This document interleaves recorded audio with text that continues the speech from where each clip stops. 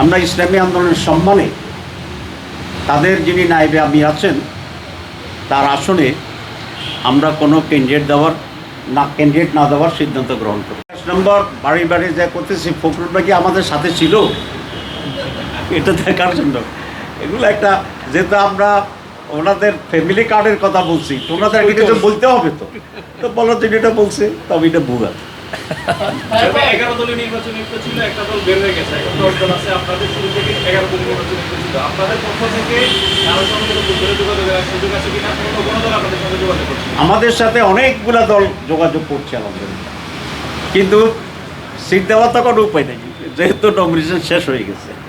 তা আমরা বলেছি সিট পাইবে না, আসতে পারলে আসো। এরকম অনেক দল আছে যারা আসতে চাচ্ছে ইনশাল্লাহ। আর আমাদের সাথে 11 দলই ছিল, ইসলামী আন্দোলন ছিল। এই ঐক্য গঠনের ক্ষেত্রে ইসলামী আন্দোলনের অনেক ভূমিকা ছিল, আমরা তাদের সেই ভূমিকাকে শ্রদ্ধার সাথে স্মরণ করি। টুকটাক টেকনিক্যাল ইস্যুতে তারা নিজেরা আলাদা নির্বাচন করার জন্য সিদ্ধান্ত নিয়েছেন, আমরা নির্বাচনে তাদের সফলতা কামনা করি।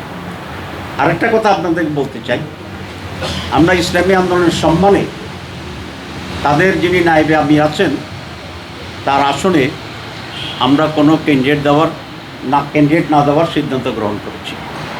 কারণ চরমনার যিনি পিসাব আমির, উনি নির্বাচন করবেন না। ওনাদের যে নায়েবে আমির আছে ফয়জুল করিম সাহেব, তো আমরা ফয়জুল করিম সাহেবের সাথে সৌজন্যতার জন্যে আমাদের ক্যান্ডিডেটকে আমরা উদ্যোগ করব, কারণ আমরা তো জোটে ছিলাম, সেই কন্ট্রিবিউশনের একটা সৌজন্যতার জন্য। সবাইকে ধন্যবাদ।